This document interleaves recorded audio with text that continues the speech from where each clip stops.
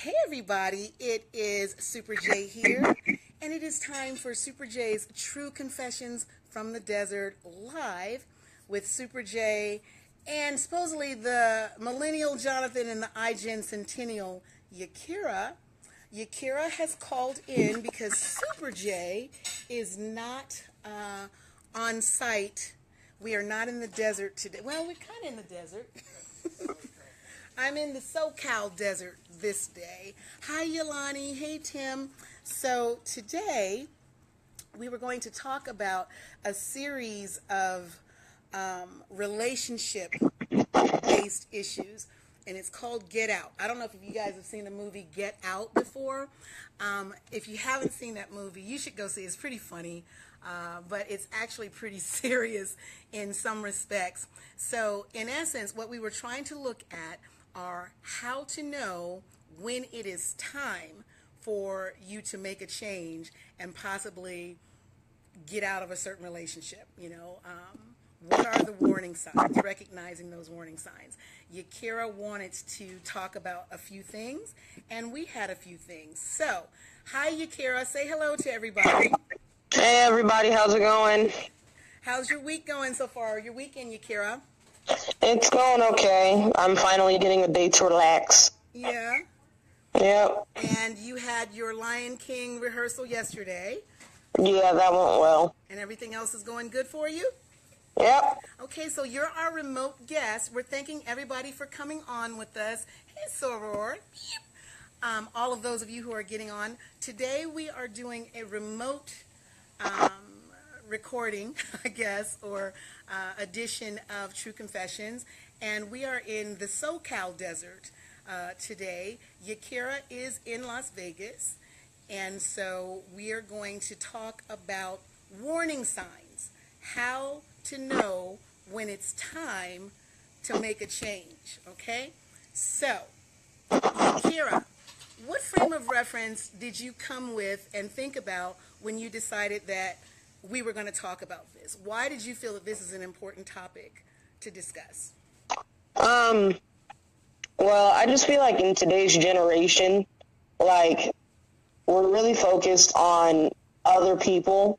You'll often see on the internet, like, relationship goals or body goals or, job goals, career goals, stuff like that, and so it's like we're always focused on other people and what they're doing, right.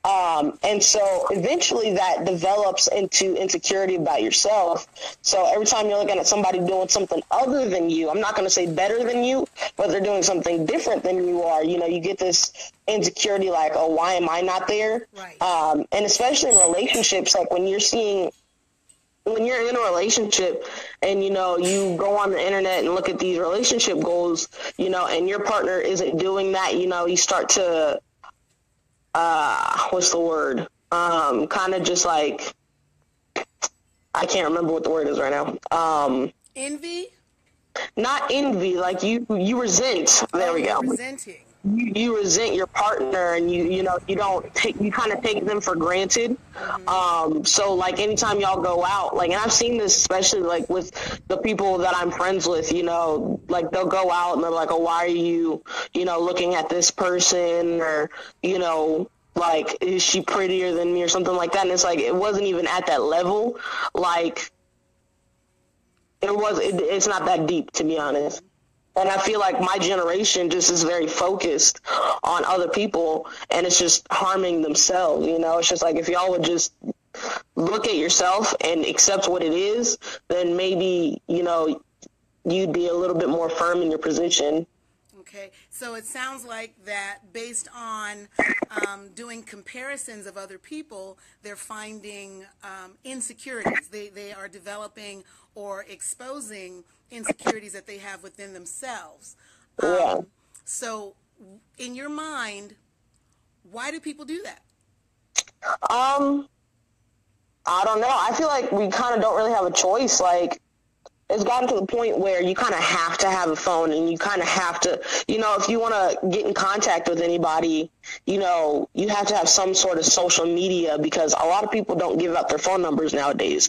Like my generation, we give out Snapchat instead of your phone number, So at this point, it's kind of like if you don't have those things, you're missing out. And with that comes the territory of, well, I can go follow these people because they're public. So it's not hard for me to get that, just be able to have that, it's just there. So am I hearing you say that because of the public exposure that people have, they're always feeling like they're in competition with someone else? No, I just think it's the accessibility, like people, there are so many people that we put on pedestals, and it really isn't the person who is accessible's fault. That's not their problem. You're doing what you're doing. You're proud of your achievements. I get that. It's the people who are so focused on them and put them on that pedestal, and they're like, I have to be like this, otherwise I'm nothing, kind of thing. You get this mindset. Okay, so what I'm hearing you say is that based on someone else's expectation of you, you're now feeling that you have to meet certain expectations and continuously up the ante. Is that what I'm hearing you say?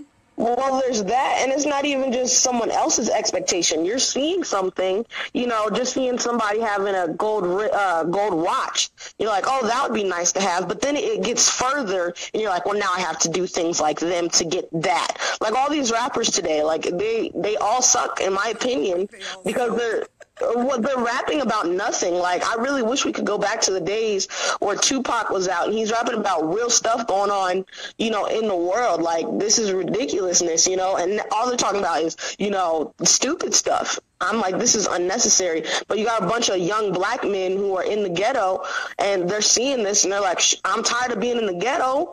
I want to get out of this. So if he has money and he's doing what he wants to do, then I have to do it. And I feel like that's very unfortunate, because it's like there are better ways to do it. I don't know that is strictly an urban or a ghetto kind of mentality or problem. I believe that's called what we used to call keeping up with the Joneses. Well, I'm just using them as an example. Everybody has that, feeling, it's not just black guys in the ghetto. I'm not saying that, but I was using them as an example because you see it very clearly now that, you have a look exactly the same and sound exactly the same, So I'm just like, where did you guys get that idea from? Oh, you saw one guy made it and he sounded like this and he had all this jewelry and all this other stuff. So y'all were like, I'm going to be exactly like him, is what I was saying. Okay. Just as an example. Okay. So I'm going to do a very quick social media break. I see so many of you have come on. We appreciate all of those of you who are with us. I see Tim, Yolani, Calandus, Lee, Wakefield, Christina. Hi, Christina. I think she's in Australia. Is it Tome Fraga? Tanya Bailey. Hey, Queen. Kristen. Patrice. Hey, Lee. Sierra. Hi, Sierra. Wayne. Joseph. Hey, Sabrina. Jonathan is in Vegas, and I'm not sure if he's going to hop on with us today. What's up, Kimberly? Clarence. Lynn. Gail. Oh, hey, Gail. How are you, beautiful? Thank you for joining us today. Joe, Neil Stewart Price, Kelly Kell, another soror, Carl Matthews, Timothy, and Herschel. Hey, Hershey, how's it going? I'm out in your stomping grounds today. I hope everybody is doing well. What we are talking about right now are how to identify warning signs of a failing relationship.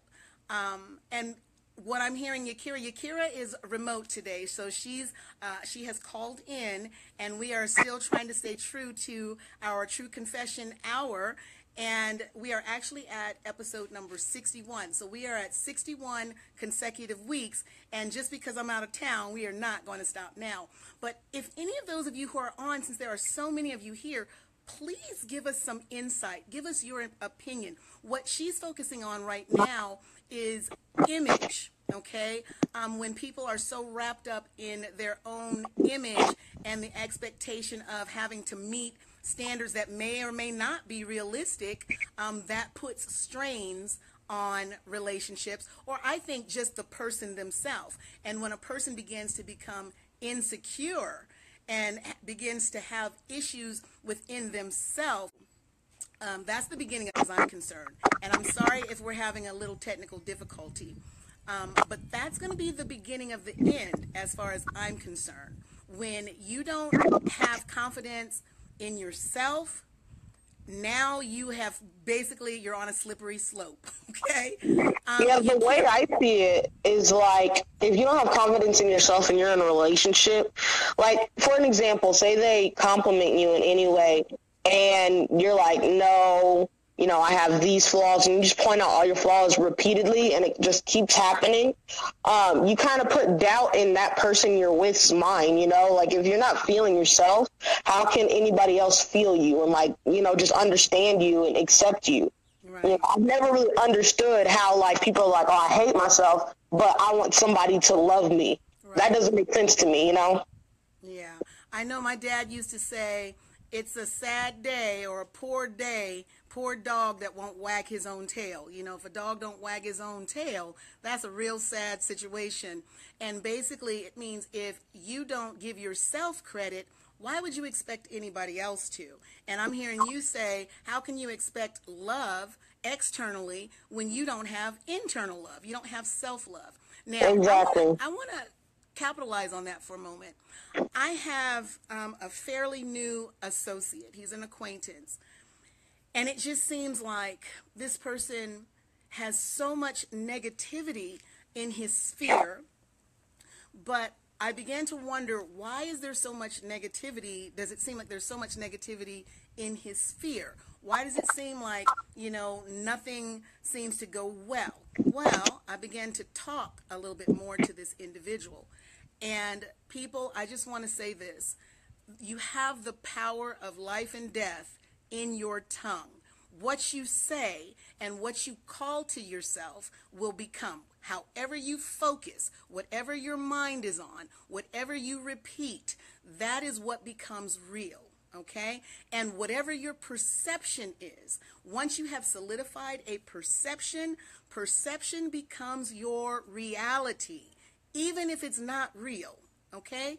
And so I began to talk to this individual a little bit more, and I began to understand and recognize that no matter what I would say positive, no matter what kind of accolade or what kind of encouragement I would try to give this person, there was always something negative that came out of his mouth.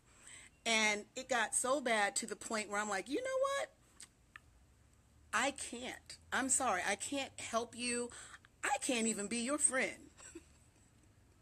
Now, and people, please don't get me wrong. I'm not saying that I feel that I'm too good to be somebody's friend, but you got to understand, birds of a feather flock together, and through association, you can have things being attracted to you, all right? I am not the one that's going to carry the little positive torch and feel like I can light everybody else's flame, because eventually I'm going to lose my own, okay? And so at some points in times, you really have to be mindful of what is coming in your sphere. You do not want life-sucking amoebas. That's what I used to call them. Life-sucking amoebas or life-sucking vampires. You know, you don't want anyone to pull out your life force, your positivity. You have to surround yourself not only with things that enhance you, edify you, work on you, the personal development, make you the best you that you can be. And then once you've decided who and what that is, do not let anyone come into your sphere, into your inner circle, get close enough to you to begin to challenge and dampen that. Because eventually, if you allow it, you lose, okay? That person's already negative. They've already quit. They have already given up, you know? And I'm not minimizing anyone's circumstance. I'm not saying that there's no such thing as depression and all of that. Read my book. Read the book Lessons Beneath the Mask, From Pain to Promise, authored by Ruel Barksdale and foreword by Les Brown. My own personal autobiographical submission is in that book. I co-authored it. Read it. I'm not saying things that are bad can't happen to you. All right? I'm not saying that circumstances can't suck. All right? However, what happens here is what is going to dictate the outcome of mostly everything else. There are some things that are beyond our control sometimes, okay? But even if you have an illness, I want to say this. I'm just going to deviate for 1 minute. I had gotten some news, and I think some of you all saw my testimony, my victory report. I had got 2 tests, 2 clinical diagnostic tests. One was a CT scan of my head, and one was a bone scan, a complete bone scan. Now, in both of these tests, the physicians were looking for something completely opposite of what they were finding. One, the bone scan, they were looking for something in my feet, believe it or not, a bone disorder, a bone infection, all right? They were looking for that in my feet. They found the calvarium, which is your brain, the front of your head, was lighting up. Nobody paid attention to it, okay? So bone scan, they're like, something going on in her brain, but we don't know what that is, so we'll just act like we didn't see that.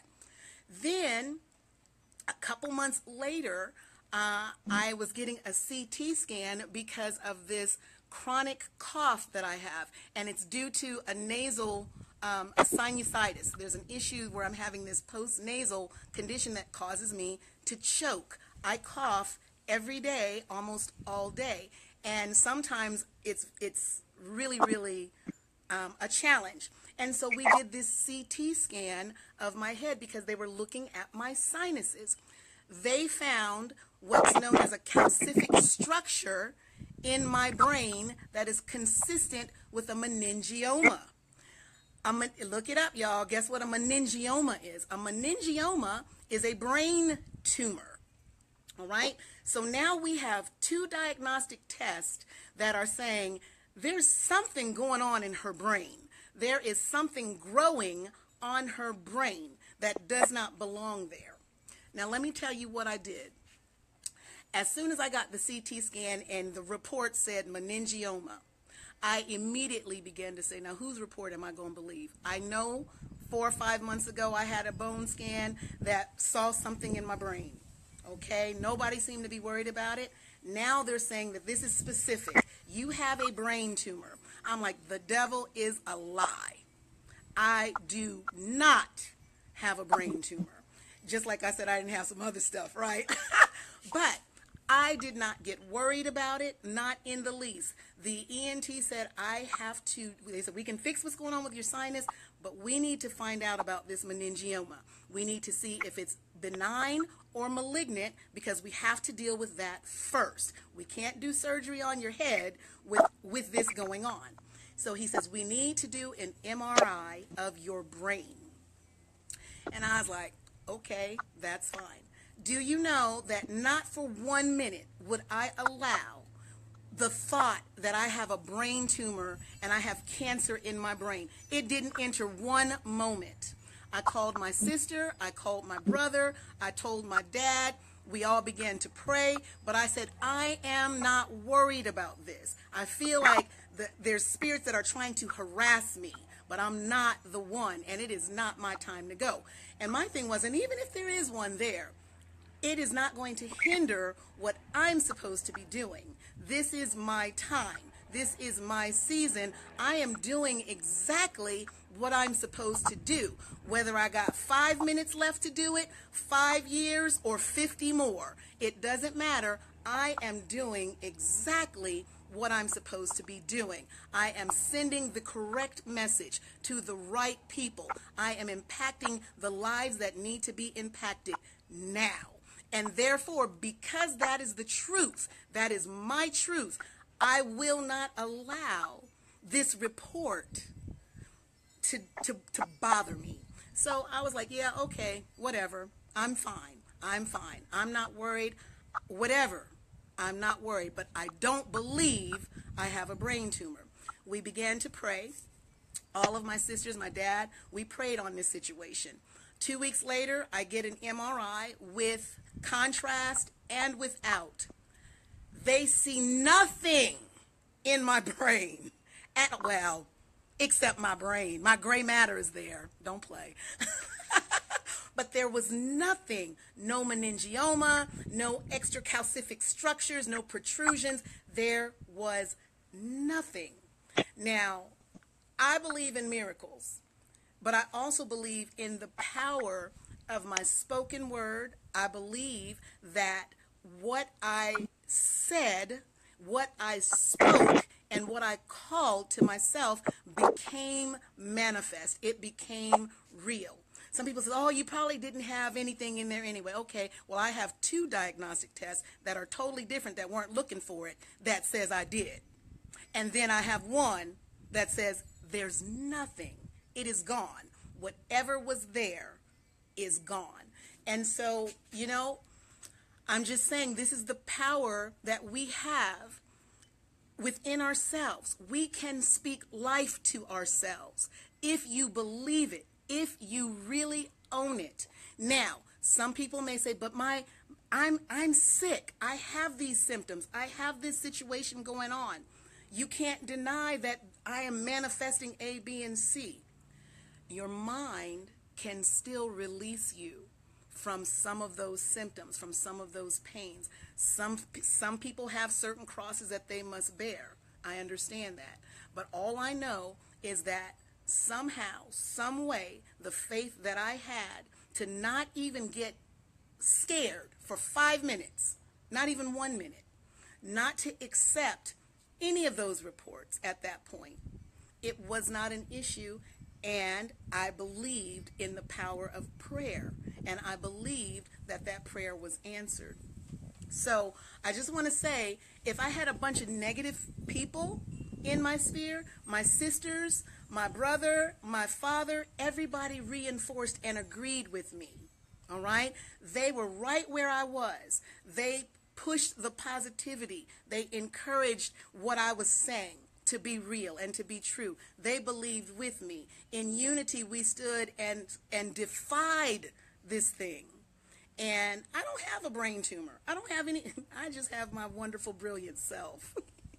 That's all that's in there, And so I'm just saying that to say this. It's the same thing with interpersonal relationships. You can call negative people to yourself. You can call negative circumstances to yourself. But you can also call positive people to yourself. You can call positive circumstances. And if you don't call them, you can create them. You don't have to continuously live in a situation that is not conducive to your dream, to your truth. Create the world that you want here first, then focus. I was at a seminar yesterday, and they said the 2 things in common that Warren Buffett and Bill Gates, the 2 richest men in the world at the time, Bill Gates and Warren Buffett, they went to Bill Gates' dad's house, and he asked the question, what is one word that you can say that has caused you to be able to have the success that you have? And he asked them not to say it out loud, but to write it on a piece of paper. They both wrote it on a piece of paper, put it in an envelope, gave it to the dad. The dad opened it up. The 2 individuals, Bill Gates and Warren Buffett, their answer was identical. And guess what that word was? It was focus. Focus. Now, focus can mean different things to different people. But for me, focus means I will see it in here first because I'm creating it. And then I'm going to, once I can see it, I can be it. I can make that thing happen. And I focus my energy, I channel my talent, my effort, my time, and I go exactly where that thing is. And I put myself there before I get there. All right? I just catch up to it with time. Some of you guys say, she is tripping today. Super J is is on the wacky sauce. I'm telling you guys, this is real. This is true. In relationships, it's real. It's true. I was talking to a dear friend of mine here in SoCal. Spent some time with him.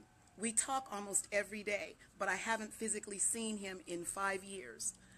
I spent time with him today, yesterday and today, and he was just telling me, and his mom, I got to meet his mom for the first time, and he was making the comment to his mom about how magnificent of a journey that he has seen, not only myself, but my daughter. He was talking about Yakira specifically. So Yakira, DJ was sending these accolades to you, that he has seen her go through so much trauma, so much difficulty, so much challenge, but yet she is coming out on top. She is winning. She is still here with us. Yakira suffered with significant depression, okay? And Yakira, let me ask you this. Even in your depressed states, do you still love you? Yeah, I would say I do, you know. I feel like I understand that everybody's different, you know, so everybody has a different experience with, you know, what they're dealing with. But for me personally, you know, when I was dealing with my depression, it was just like, you know, I just felt really alone. You know, I didn't hate myself. I just hated the fact that it just kind of seemed like, no, let me explain this. Okay, so like, it just seemed like I wasn't worth being around to like a lot of people, you know? And it's just like, when you think about that, like, okay, why, you know, why am I always alone? Why am I never getting invited to places, stuff like that? You know, you're just like, well, what's wrong with me? And that's where it was getting into. So it's like I'm focused and fixated on my flaws instead of, you know, coming out and being like, well, forget the flaws. Like, I really don't, you know, I can work on those later, but what's good about me, you know? And so that's where I'm at now, you know. You know, you have bad days, you know, that always happens. But for the most part, like, I don't think I ever just not loved myself. Mm-hmm. Like, my mom did a pretty good job of invoking that self-love. Yay, Mom. Well, I used to tell both Yakira and Jonathan, from the time they get up in the morning and they were very, very little, I'd pick them up and I'd hold them in the mirror. And I would look at them and look in the mirror, and I'd have them looking at themselves in the mirror. The first thing I'd do, I'd look at them in their face, and I'm like, Yakira, you are the deal. You're the deal. Jonathan, you are the deal. And then I put him in the mirror. I said, say, Jonathan, you are the deal. And Jonathan's like, you're the deal. And Yakira's like, ain't a deal, Ma. Ain't a deal, Ma. They couldn't even talk. Yakira couldn't even talk. But she knew she was the deal. And her godfather, Norm, would be like, Yakira, who's the woman? Say it like you mean it. And Yakira couldn't even talk yet.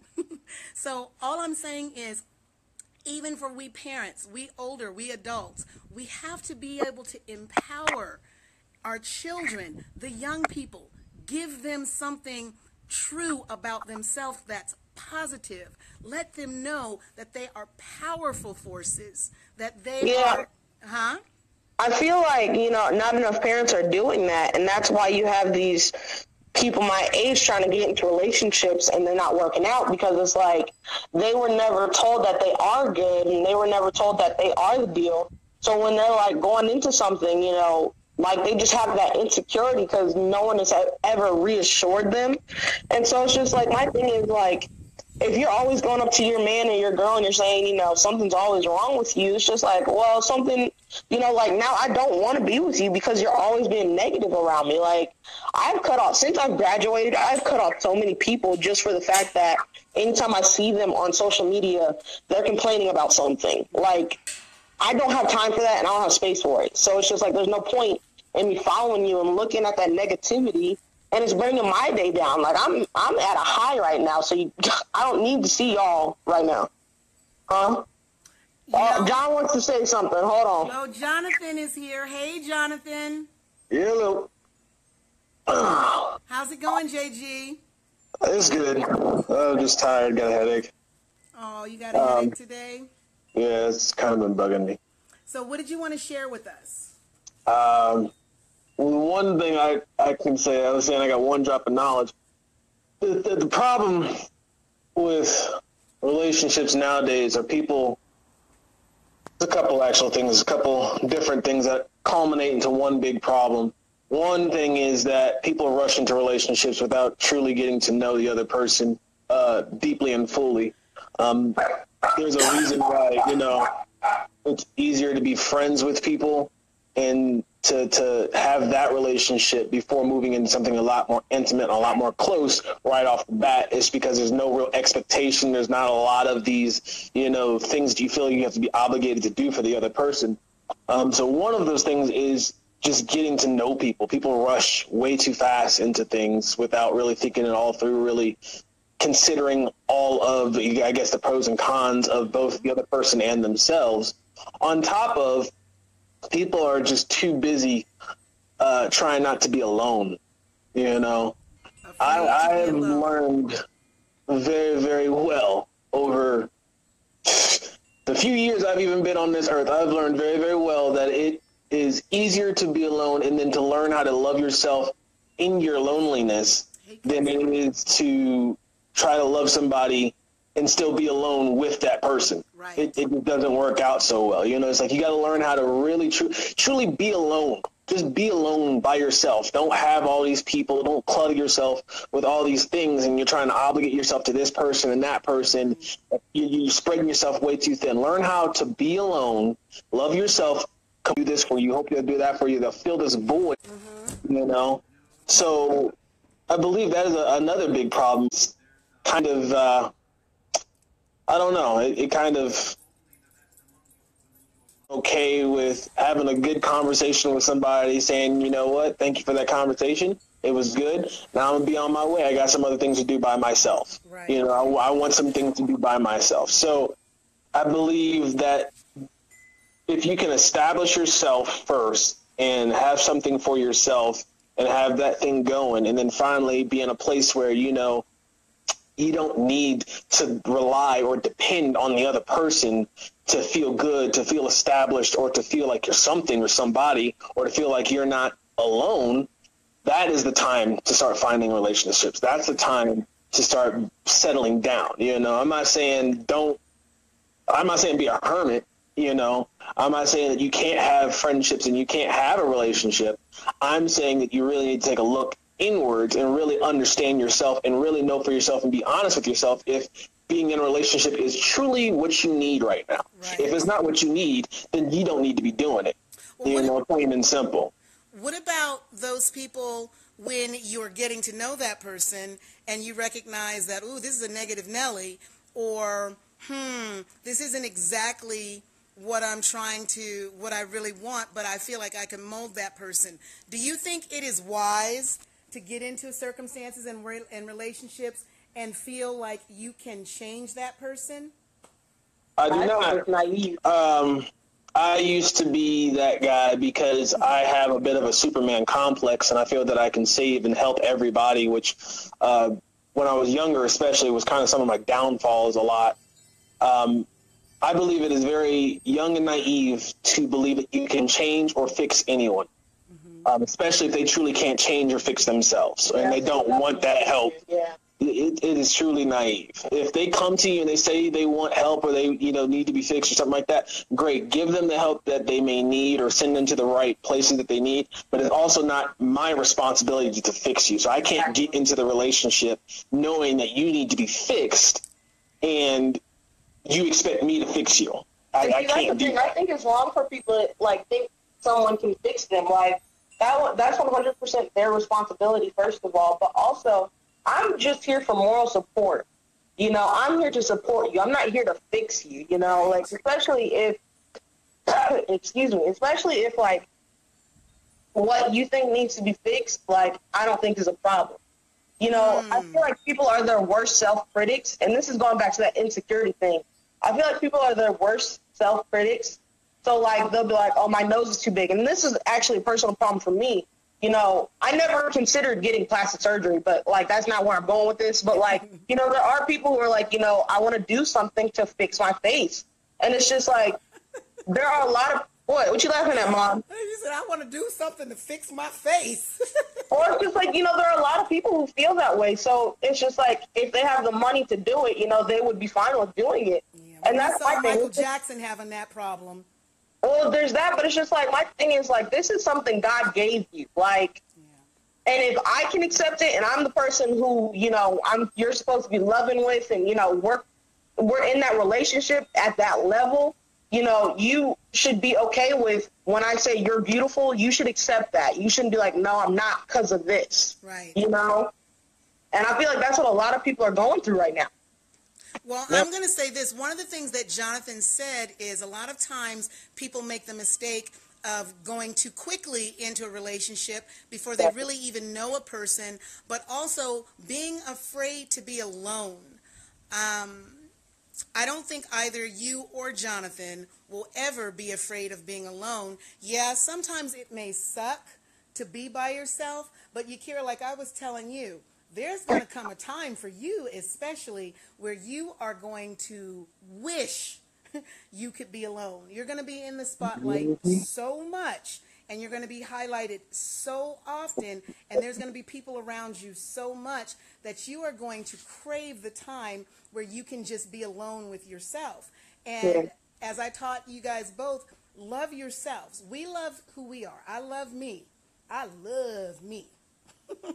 And I love to love life. I don't want to have negative outlook or negative outcomes. And so it doesn't mean that my life is perfect, but it means that I always have an opportunity to do something good or grow or make something. Personal development. Personal development is so important, people. And so what Yakira is saying is, if you can accept what God has given you, yeah, you might say, for example, you've done something to yourself, like you've put on some weight, or you took off some weight, or whatever, but these are things that you can control. That's frivolous. Don't feel like you are less than because you're 10 pounds heavier than someone, or you're 10 pounds lighter. That is those things are so insignificant, and in the big scheme of things. I was going to say, it's very trivial.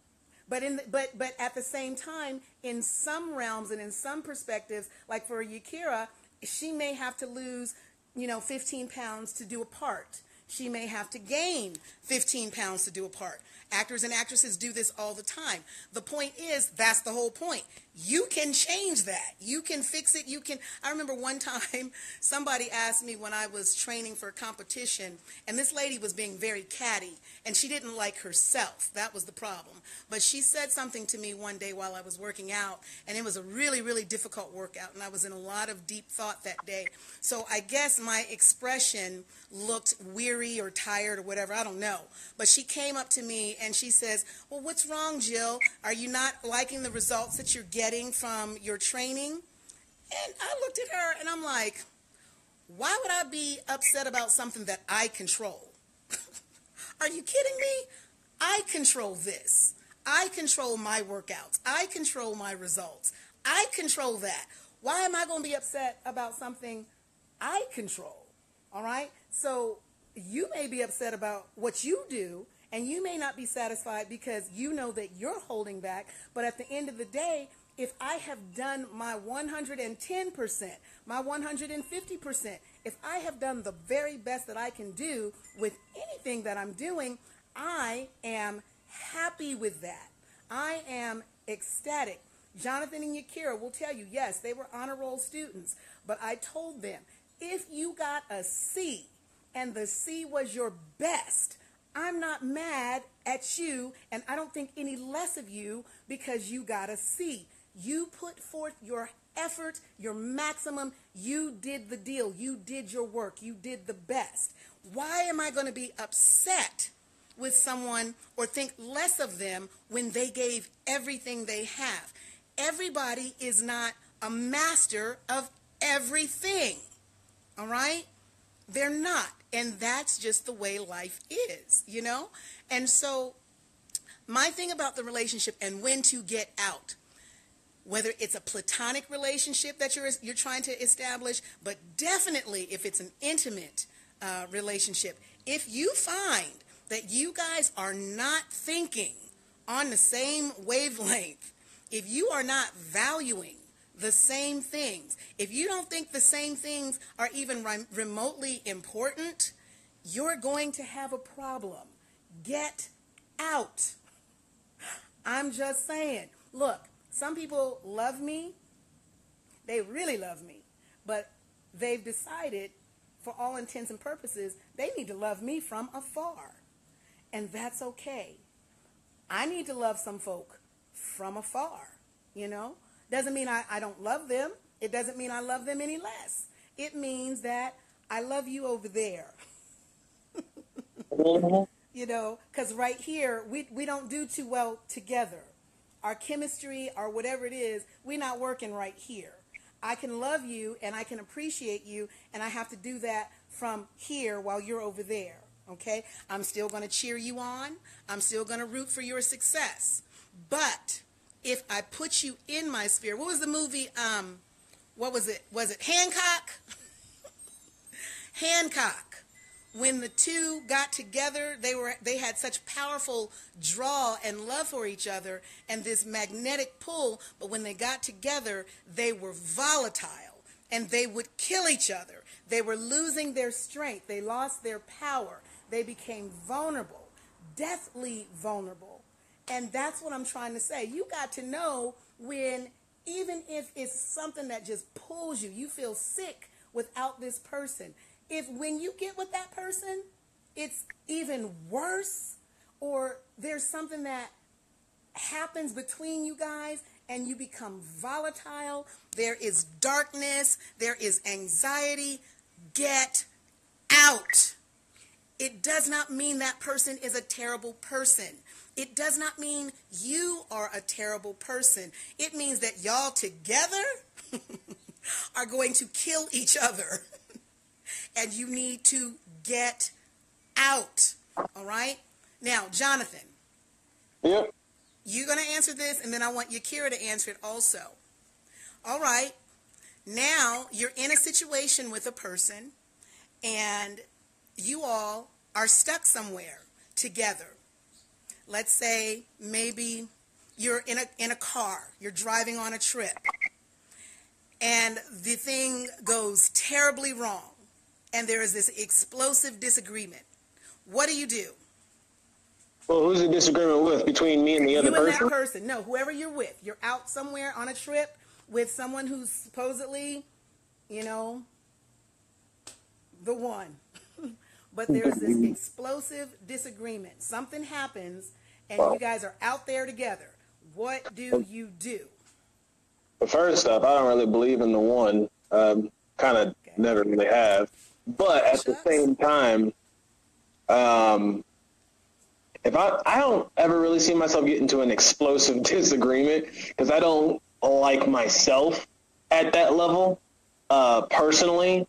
So me personally, I guess I definitely can get there, but I try to, I guess, nip it in the bud quicker than it could even get to that level. That, or I am starting to look at it at both sides, and if that person's just being obtuse, well, then I don't need to talk to you in general. I just don't need to, even if we are in a car or we're stuck somewhere, I just don't need to talk to you, because nothing good's going to come out of my mouth, because all you're being is obtuse. So guess what's going to happen? I'm going to be exactly obtuse right back, but I'm going to be a little bit more venomous because I just don't want to hear you. And if you keep talking to me, you're asking to get hurt. Okay, so you feel like for you, because you know your limit, that after you get pushed a certain place, you become more volatile and venomous, that you just need to shut down and just be quiet. Pretty much, because, I mean, it's like, what's the point? It's because I don't regret nothing. That's the other part, too. I don't regret saying stuff. I don't regret doing stuff. I don't. So whatever comes out of my mouth, it's about to come out of my mouth, and I'm not going to regret saying or doing it. So it's like, you're not about to get an apology either. That's the other part. Some people expect, oh, well, because you said this, that later on when we maybe make up or whatever, you need to apologize for that. No, I do not. I'm sorry. But here's the thing. Okay, to apologize and to say you're sorry are two different things. I feel like I can be apologetic for me jumping out of character, but I'm not sorry for anything I said because I meant what I said. I'm sorry, or I apologize that it hurt your feelings, or like I said, that maybe I went out of character, but I'm not sorry for what I said because what I said I meant. That's what I just heard you say. Pretty much. I mean, sometimes it's not even like if I jump out of character, 9 times out of 10, it's because I was provoked to jump out of character. Well, but here's the thing. Okay, being provoked. Okay. It is a self-control thing, but my thing is this. If it needed to be said in the first place and I was already being provoked, well, then guess what? I'm just going to be a little bit easier on giving it to you the way you need it.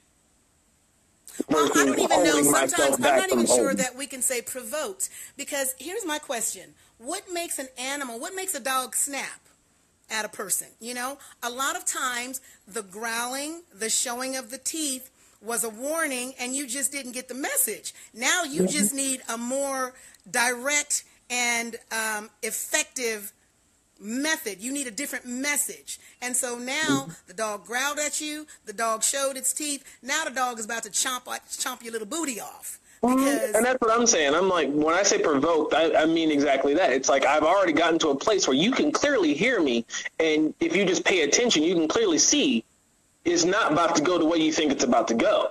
But for whatever reason, you keep pressing it. Okay. Well, guess what's going to happen when you keep pressing it? Just like an animal, we're going to go off, plain and simple. Okay, so I'm now done. Sierra said, and the truth is you can love someone and not be in love with them. Hey, Soror Leanna Lord, how are you? Yep. This is my thing. I believe that not only do you not have to be in love with somebody, I think being in love with someone is a very, very, that's a journey. That is a very distant place to be. We're talking about just being in a relationship where you see this insecurities just from the front, from the get-go. You see some problems up front. You see that there's disagreements and lack of sharing of values and all that. Being in love is not even in the frame of reference. It's not even in the sphere. And that's the other part, though. That's why I say you need to be friends first, because I can't jump in a relationship and notice that, because after I notice it, and if it's something that either you're not going to fix or it's, you know, something that you expect me to fix for you or something like that, I can't even be your friend after that. Right. Like, there's nothing there for me. I'm sorry. I can't be your friend. I can't be your boy. I can't be nothing to you. Okay. You're getting cut off that quickly. John, you really go to some extremes with that. I've seen you cut folk off within a matter of minutes. Let's have Yakira answer that question from her perspective, though.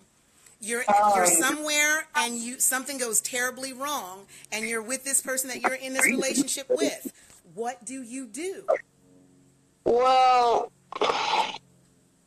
I'm kind of with John. Like, when I'm with a person that, like, I'm in a relationship with, because I don't like being venomous, like, that's really not my goal. I'll most likely just get quiet. Like, there's no need for me to talk to you, because for the most part, the way I see it is you're really not ready for the discussion, because if you were ready for the discussion, it would be a discussion and there wouldn't be any venom involved and we wouldn't be exploding. You know, it would be a grown, mature discussion. So it's just like, I would most likely get quiet and then, you know, just be like, well, I'm gonna be real with you. Like, I really don't understand. Or, like, I mean, I wouldn't understand. Like, I would kind of just try to ask them questions like, why did we have this conversation the way we had it? Because it really didn't need to go that far, you know? And most of the conversations that I've had and most of the arguments that I've been in have usually been petty. So it's just like, in my opinion, they were, like, unnecessary. And, like, I'll give you an example. So there's a point where an ex was talking about sports and saying, you know, you should never eat while you're in a game or something like that. And I'm like, that's dumb. If you need, you know, energy, you about to fall out. I'm sorry, I'm going to eat. I'm not about to faint on the field. And so he's like, that's just unprofessional. I'm like, no, it's unprofessional. It's for me to let myself get to the point where I'm fainting on a field, you know, like that's just not safe. So it's just like, if I have to go over to the side real quick, take a bite of a protein bar and then get back in there, then that's what I'm gonna do. And so he just got like, I was just like, that makes no sense. And the fact that I said that makes no sense, I had no venom in my voice. I wasn't being disrespectful. I was just saying that makes no sense to me. And he just got all butthurt about it and just decided to walk off. I'm like, I don't know why it got that deep, because what we're talking about really has nothing to do with us. Like, it's like, well, it's but, just okay, dumb, you know? so let me interject something right there. That has to do with triggers. Okay, so sometimes there are things that are, okay, so sometimes we're having a little technical difficulty. I apologize for that. But sometimes there are things that trigger a person. They can be words, they can be actions, it can be sense, and it has nothing to do with you. This is my take on this. You have to understand and know a person well enough to understand when they are responding to you or they are responding to something that is independent of you. And sometimes you can't take things very personally. However, if a person is always constantly attributing their ill will and their being off to you, you have to also recognize when a person has a problem. And when you recognize that a person has a problem, guess what? Get out. Yeah. And there's nothing wrong with getting out, people. Yeah, and it's just like, it's not like you failed for, deciding that it's not, my thing is just like, you should have a conversation. I think, just be like, okay, like, it's just not really working for me, just don't disappear from the person without them knowing like anything was wrong. Cause I feel like that's kind of messed up to do. But, like, I'm not saying explain yourself, because you don't have to explain yourself to anybody. But, like, just be like, I'm just not comfortable. This isn't this isn't something that I feel like I need to be involved with, for the facts of you're freaking crazy. Well, but here's the other thing. Like, you got some issues that I can't deal with. But here's the other thing. If you find, because for me, communication is paramount in a relationship. If you find that every day now you got to be quiet and you can't have a conversation with this person whatsoever, it's time to go. Because you're never going to have any resolution, any resolve, any peace. Now, you guys both talked about shutting down. Now, I'm that person, look, you're going to talk to me. But no, I'm saying I'm gonna talk to you, but like at first, I'm not gonna. If you yelling at me, I'm stopping it right there, because I'm not gonna keep arguing with you and wasting my energy and my breath. That's just unnecessary. I'm gonna let you calm yourself.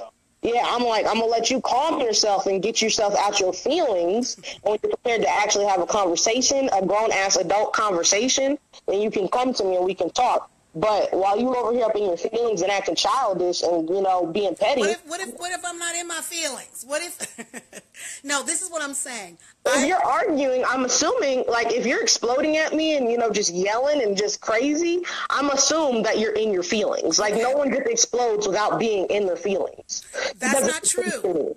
That's not true, but I take that point. I'll take that point. But people can explode and yell, and it has nothing to do with their feelings. They're just animated. But let me say this. When I say you're going to talk to me, I'm not going to necessarily impose and force my will on you at that time. You've shut down. You've clearly shut down and you're ignoring me. So it's not going to be worth anybody's time to try to have the conversation.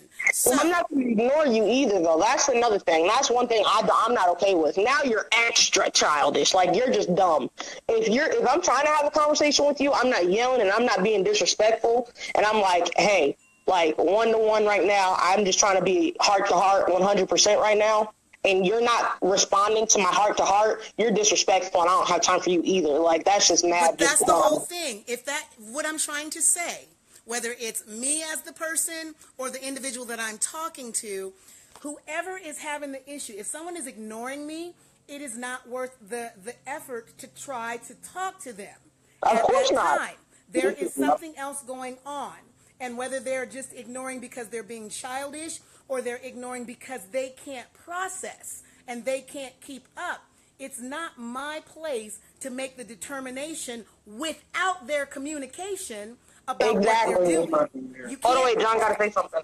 This is my point on that, though, because trust me, I had my relationship with that a lot. Hold on. Let me finish what I'm saying, though, before you go there. What I'm saying is it is not my place to make a determination of what you are doing.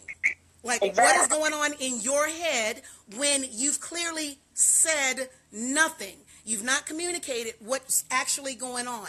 It is not my place to determine and define you and say, this is what you're doing, and you're being extra childish. And no. You're not talking. You are shut down. Now, if we are in situations where this is the continuous, episode or occurrence, we're just not compatible. But I can't say you're being childish. I can't say you're being extra stupid, extra emo. I can't say any of that. You're shut down. I know that. And I know we clearly have an issue with communication. And because for me, communication is paramount. If you are a person that cannot communicate, guess what I'm going to do? I'm going to get out. Well, my generation, I feel like my generation is really outspoken. We're constantly speaking our minds. So if somebody can't talk, if they're ignoring you, like, I'm about to be 18. So it's just like, if you can't tell me, hey, I just need a moment, like, just let me gather my thoughts. And instead of doing that, you're ignoring me. You are being childish because you're a grown-ass person. You can tell me, hey, I just need a moment. Yakira, everyone can't. Everyone is not as mature and as capable. But see, this is the thing, though. Sometimes when it comes to that, like I said, it isn't their responsibility and they're shut down and they may not be as capable. So I'm going to take it upon myself to do so and to be the more mature person, and that I actually am, because we are more mature than a lot of people. So I'm going to take that upon myself because I'm recognizing I don't need to spend any more energy than necessary on a conversation that's not going nowhere, because I recognize just by body language that you're not even into this conversation no more. You've gone somewhere else. They're not even there. So just based on my observation of your body language, I'm gonna be like, you know what? I'm not even mad right now. I just wanted to have this conversation. Obviously, this isn't the best time for you right now. I'll let you, process whatever we've already said so far, and maybe we can come back to this later. If not, then obviously it's just gonna be unresolved. But I'm gonna let you know right now, for me, if you want to talk, I'm available. You know where to find me. If not, well, then we just don't need to be around each other. We don't need to talk. For that. And that's why you've seen me at time. Quit, or you are incapable. I'm making a decision because I'm so much bigger than you. I'm so much better than you that I'm going to just do this for both of us. What I'm trying to say is that is arrogant.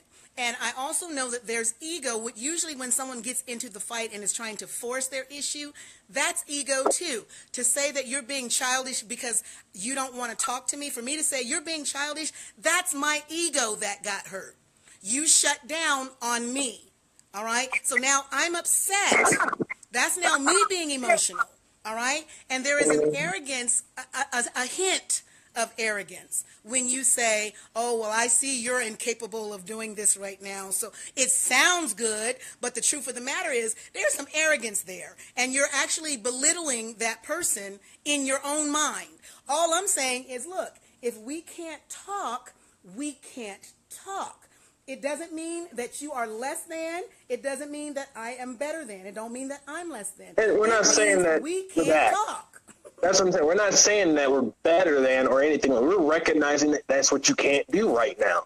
It might not even be right now. It might be period. And that's why I'm saying if it's a period thing, because like I said, I'm not just about to cut you off after the first time. If it's the first time, I'm just recognizing this is just what's happening right now. This might be a heavy situation for you, and you really just can't handle this particular situation right now. Maybe we need to come back to that later.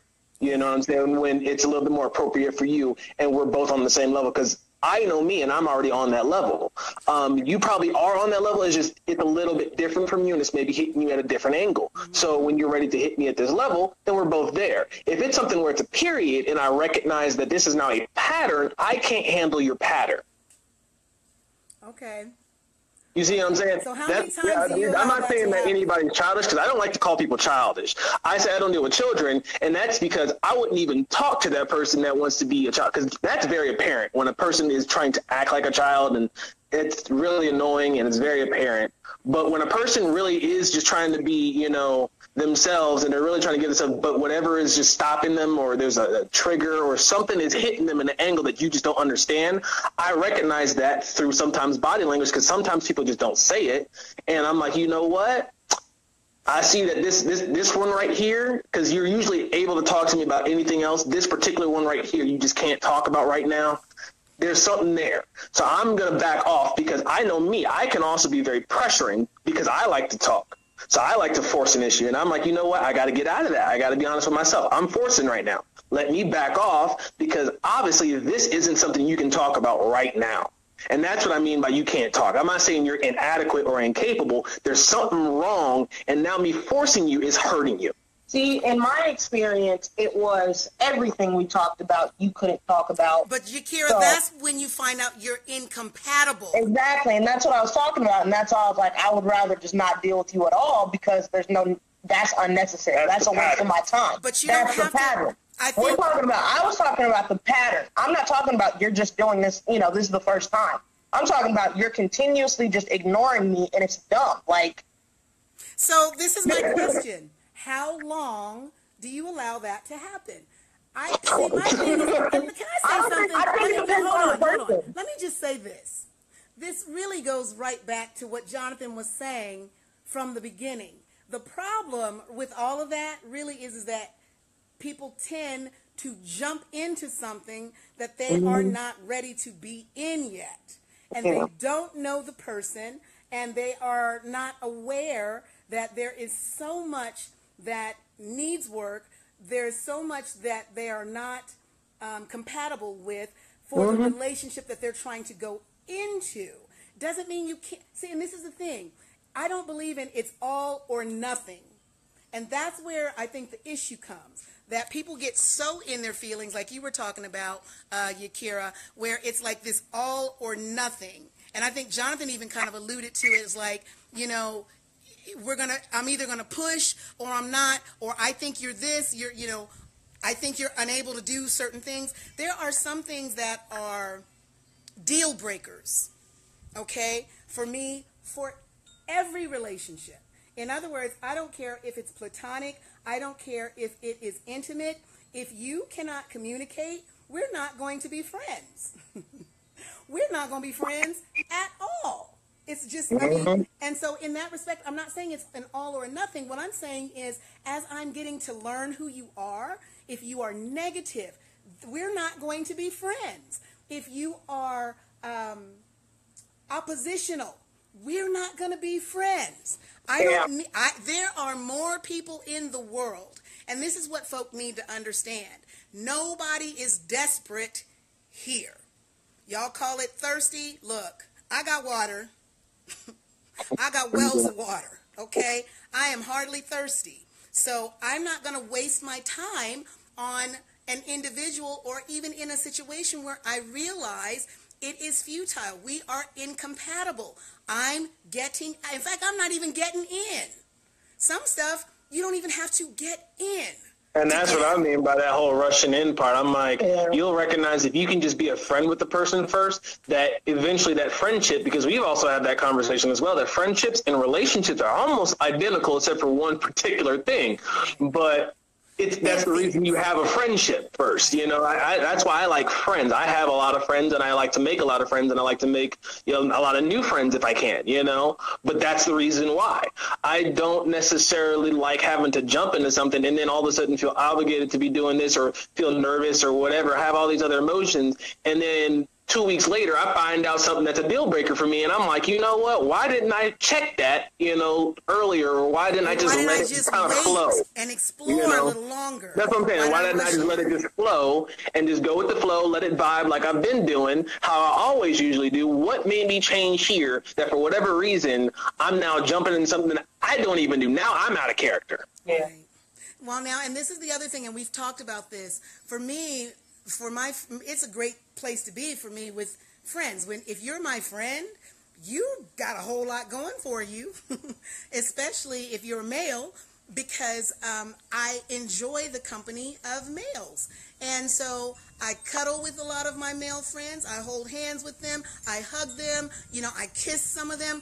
It's just, I'm very touchy-feely, and He's the reason I'm confused. Huh? I said, you're the reason I'm confused. Look, all I'm saying, look. If, if I'm not talking like, if I haven't defined the person as my significant other, my exclusive, he's not. Yeah. And we both have that mutual understanding. And so, you know, at the end of the day, I'm going to have a lot of friends. We already have established Super J is indeed polyamorous. I'm not hiding that fact. I'm not ashamed of that fact. In fact, I'm quite happy about that, because that means I got options always, and I keep them open. And it does not mean that I cannot be in a monogamous exclusive relationship, but the nature of who I am, it also means, guess what? You got options. If you're in a relationship with me, you've got options. You've got flexibility. And I like flexibility. And so, you know, some of the baser feelings, the lower functioning emotions, you know, jealousy and envy and all that, that has no room, that has no place. I used to have those things until I realized who I was, okay? Because at the end of the day, what's good for the goose is always going to be good for the gander. But a lot of times when you felt jealous or envious, or you felt that you were giving something that you weren't getting back, or you felt that your friend or your partner was giving someone else a certain attention that you felt that you deserved. And sometimes that may have been the case, but you don't have to be jealous. You just need to change the nature of that relationship with that individual. So we can talk about this stuff all day. Because we are in remote areas, I really want to see you guys' expressions and your faces. And there's a whole nother level of this that I want to get into on next week, where we're really talking about when you are in an intimate, very close relationship with someone, and you recognize there has something terribly wrong has gone on, and you know you need to leave. But there are circumstances and certain people in relationships where that becomes dangerous. And that's kind of what this movie Get Out was about. We're going to do a Get Out part 2, but this one was about warning signs, how to identify, you know, when you're just not even, when you shouldn't even really probably even be in a relationship, but you've gotten into one, sometimes you need to get out. But what about when it becomes dangerous?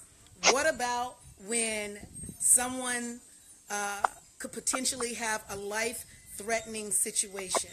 How do you handle that? How is that appropriated? We're going to talk about that next week. So because we're not all together, I appreciate you guys for calling in and being on the phone with me and staying true to our confessions. Sierra, thank you for giving us and sharing some of your thoughts. For those of you who have tuned in, please either shoot me a messenger and give me some of your thoughts and even questions or statements, so that we can address those and just bring those up, because we're three individuals from three different generations who have some perspectives on the same thing, but as you note, the perspectives are actually different. So the more people that can communicate and discuss a topic and a subject, the more learning that can happen and take place. And that's what we're looking for. We're looking for growth. We're looking for personal development. We're looking to improve who we are. And I can make myself better oftentimes by gleaning some of your wisdom, some of your expertise, and vice versa. So Jonathan and Yakira, if you have any closing remarks, because I don't want to hold our people too long. This is a little bit of a different kind of form for us. But do you have anything that you really want to share today and get out, whether it's about this topic or not, but in a closing remark? Well, I just wanted to go and say back onto the how many times before you cut someone off if they're like just doing stuff that you like hate. I feel like if you've had conversations with them enough to where they've showed that they understand it bothers you, and they have agreed that they're going to try and work on something to change that, and they just disregard it, that's where you're like, okay, I can no longer tolerate this, because it's just like, you have talked, like, I've given you time, I've let you know it bothers me, and you still haven't even considered or just tried to be like, okay, let me work on this a little better. Even if it's just like with the ignoring thing, even if it's just like, okay, y'all just got into an argument and you're like, I just need a moment. That, to me, that's saying volumes, you know, instead of just ignoring me every time we get into an argument, because that means that you don't have the capability to just communicate with me. Just tell me, I can't process, I can't deal with this, I'm just not in the mood, you know, like, just tell me you can't do this right now. You need some time, leave me alone, you know, because I'm gonna do that with somebody. Like, if I'm I can't have this conversation, I'm like, later, like, we can't do this right now. You know, so it's just like, I'm not going to hold somebody to the expectation I'll hold myself to. And if they can't meet that, you know, I'm going to let them know this is what my expectation is. I would like for you to work on it if you can, but if this is something that you think you can't do, then let me know, and we got to end it here, you know? Okay. It's not as easy to walk away from some stuff, but I hear you, and I think that's great. Jonathan. Hold on one second. For me personally, I really appreciate what Yakira is saying, because I hear her saying that she's going to try. She's going to give that an opportunity to be processed and worked on. But if the respect is not reciprocated to even acknowledge that, hey, even if, okay, so it might be like, yeah, I understand that this bothers you, but I'm not changing. Even to say that is mature. That's communicating. Exactly. Okay. If you're not going to change, you're not going to change. So we've got to now distinguish and identify the nature of our relationship, and that's okay. John, do you have any last closing remark, whether it's about this topic or anything that you just need to say this week before we close out? Yeah, I guess piggybacking on what Yakira has said, me personally, I had to learn that particular thing. It's something that with friends, it was like second nature to do, which is having a conversation, talking things out, and really just being completely and 100% honest with each other, because there's no expectation of, if I'm going to be honest with this person, they're going to feel this way about me. At least that's what it's been like in my experience. As soon as we're in a relationship, things tend to get a little bit different. Now, when you try to say certain things that are honest, you know, about yourself, you tend to start maybe holding certain things back, or you might say too much, and then you start to get into your own head, and you're like, oh, well, this person now thinks of me this way. There's all this other stuff that's in it. Me personally, growing up, I used to be terrible, and I think that's why I didn't really do relationships, really. Like, I just didn't. I think I was a lot like you in the sense where I just had a lot of friends, because I didn't like that. I didn't like having to try to I didn't like being the bigger person, plain and simple, in certain aspects. I was an asshole. If I'm being honest with myself, I was an asshole. I'll cut you off real fast, quick, and in a hurry, because I just don't, in my head, I didn't have time and I didn't care, you know? So it wasn't that I didn't care about you, I just didn't care about the particular situation, and obviously you do, I don't, so I'm going this way. And I didn't feel like talking about it, whether you did or not. So I will definitely, like I said, if I'm being honest with myself, I was definitely an asshole, and I was definitely good at it. But he was a good asshole, y'all. over time, though, I had to learn. There was only, I think, 2 relationships in my life that I've actually had where I actually had to learn, because one of them, the person challenged the heck out of me all the time. All the time. As far as... Challenge your personal self or your growth or what? Yeah, they challenged me, like who I was. Okay, what they did was they would accept that. Like, I would let them know, I'm like, I'm an asshole, just to let you know. And they would be like, okay, cool, I'm an asshole too, so what we going to do next? And it would throw me off. It would completely just baffle me, because I'm like, well, okay then, we got 2 assholes in the room, we're very honest, well, what we going to do next, you know? Because a lot of people can't always be on that same level sometimes. And even though we were joking, it's like, it's a level of where... You know, it's more about the intellect, is more about what's past all that physical stuff and what you're seeing and all that other, it's past that. And so when you're on that level, it's like, okay, so what we're going to do next, you know? that person began to challenge me on a level where I hadn't been before. So it's like when you're at that level now, you realize it, and then you are starting to thrive in that level, to be interacting with people that are not even near that level yet and don't want to be, it becomes annoying. And I think that's what happened to me when I was younger. I was just like, yeah, you can get out of my face. I don't care. Like, you're not at a particular level that I have now noticed and I'm already at and I'm thriving in. You're not there. I don't got time for you, you know? But I have had to learn, especially when I got to college, that you can't, judge people for the level that they're at in life. Everybody's at a level in life for their own time. They have their own clock, and they work at things at their own pace. And just because they may be at a lower or higher level than you doesn't make you any less or any greater than that other person. You just need to accept them for where they're at and thrive together where they're at with what you can do. I'm not saying you need to be in a relationship with that person, but if you do want to be in a relationship with that person, because I have been in a relationship where there's certain things I just didn't agree with, but overall, I absolutely love that person so much that I can overlook certain things just enough to it really just doesn't bother me anymore, Now, I wonder if that's real. Sometimes where you think things that are actually bothering you and you overlook it, you say you overlook it. I don't know if you're overlooking it or if it really doesn't bother you like you thought it would, or you thought it might, or that it may have when you first encountered it. It's like, okay, this is something I've now become accustomed to, or that I accept. So it's not even like I'm overlooking it. It's not even an issue. It's a non-issue. Yeah, it becomes less of an issue the more and more you begin to accept it and you recognize that, does it really bother me that much, Like, is it really that big of a problem? And once you begin to really look into that, if it's not really that big of a problem, it's more of just an annoyance, I can get over an annoyance. I mean, you know what I'm saying? Depending on what the annoyance is, I can get over an annoyance. It's like an itch. Sometimes I don't need to scratch. Dang so my thing is, and we'll go into this on next week, but if something bothers me, it bothers me.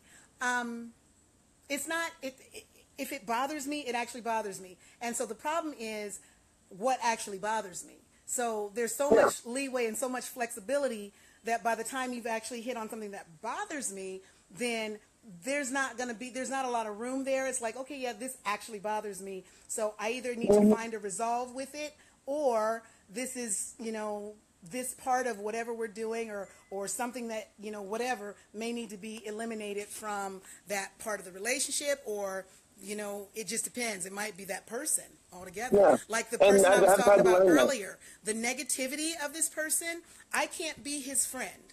I have made that decision. It's not something I need to have a long conversation with him about. I don't need to say, you know what, you're too negative for me. No, because he might not be negative at all in his mind. But what I'm interpreting and perceiving as negativity, it comes to me as negativity, and I am eliminating all of that from my sphere. So it's not even a conversation. It's like, okay, well, God bless you, Pretty much. And that's what I had to learn, because I get annoyed by a lot of things. As far as flexibility, I used to be that flexible, but certain life experiences and certain actions that I've taken, I just have become a little bit more rigid on a lot of things, a little bit more structured. So there's a lot of annoyances, but for me, an annoyance, I have control over an annoyance. If something actually truly bothers me, like it's a deal breaker, like it just straight digs at me to the point where I can't get it out of my head because it bothered me that much, that is where now I'm drawing a line. We're either having a conversation or you're getting up out my face, Or you just getting up out my face. It might not even require a conversation. That's what I'm saying. It's one or the other. Depending on who I'm talking to, it's one or the other. It's not both. It's one or the other. Okay. So... Well, I just want to say thank you guys for coming on, even via telephone and being remote. Thank all of those of you who joined us. Next week is very serious. We really want to talk about some dangerous relationships and how to appropriately and effectively possibly eliminate them, get out of them, avoid them, recognize them before you even enter in. Like sometimes there's a sign that's, 100 yards from you that you can see. Some stuff you don't need to explore. Some things you just don't need to venture into because some things can become life-threatening. And so while we were talking about just identifying certain irritants, certain warning signs of incompatibility, when to know to leave or to get out, or what do you do, that was today. And I really appreciate the insight of the millennial Jonathan and the iGen Centennial Yakira. I thank you guys. I thank all of you. Next week, we want to talk about volatile, life-threatening circumstances and situations that arise and develop in relationships. How do you get out? So that'll be Get Out Part 2. We love you guys. We thank you for joining us. We hope that you have a wonderful, magnanimous rest of your Sunday and a great week coming up. I will be seeing the Millennial and the iGen Centennial on tomorrow, and I will be in touch with the rest of you. So everybody, we love you so much. Thank you. Have a good one, and bye-bye. See you later.